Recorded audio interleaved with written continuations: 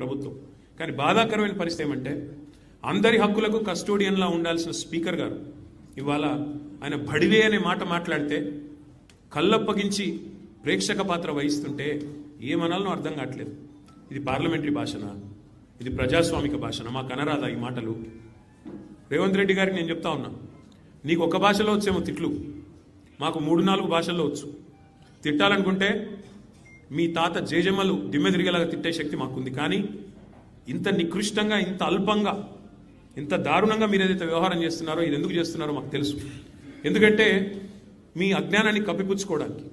నీకు ఐఐటికి IIITకి అంతరం తెలియదు, ఐఐటికి IIITకి అంతరమే తెలియదు. నీకు బచావత్కు బ్రజేష్ కుమార్ ట్రిబ్యునల్కు తేడా తెలియదు. నీకు అసలు కృష్ణా బేసిన్ ఏందో గోదావరి బేసిన్ ఏందో తెలియదు. నీకు అసలు తెలంగాణకి ఏం కావాలో తెలియదు.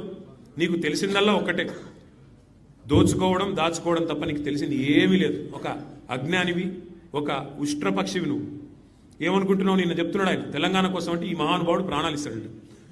నువ్వు తీసిన ప్రాణాలు చాలు, నువ్వు తీసిన ప్రాణాలు చాలు.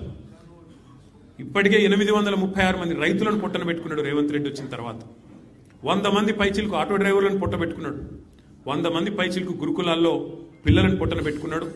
48 మంది నేతన్నలను ఉసురు పోసుకున్నావు. ఇప్పటికే నువ్వు తీసిన ప్రాణాలు చాలు.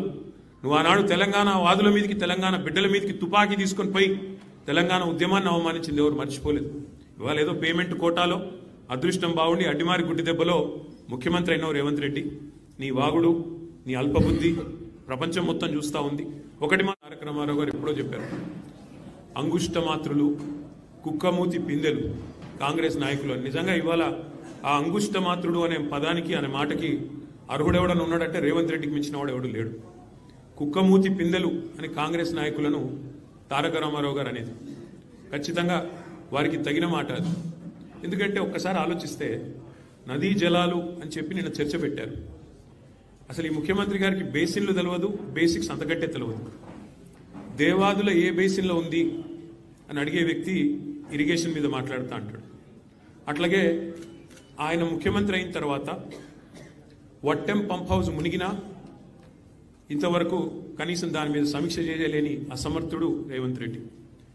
ఎస్ఎల్బీసీ టన్నలు తన అవినీతి వల్ల కుప్పగొలితే 8 మంది అందులో సజీవంగా జల సమాధి అయితే ఇంతవరకు వాళ్ళ శవాలను కూడా బయటికి తీయలేని ఒక అసమర్థ పరిపాలకుడు రేవంత్ రెడ్డి.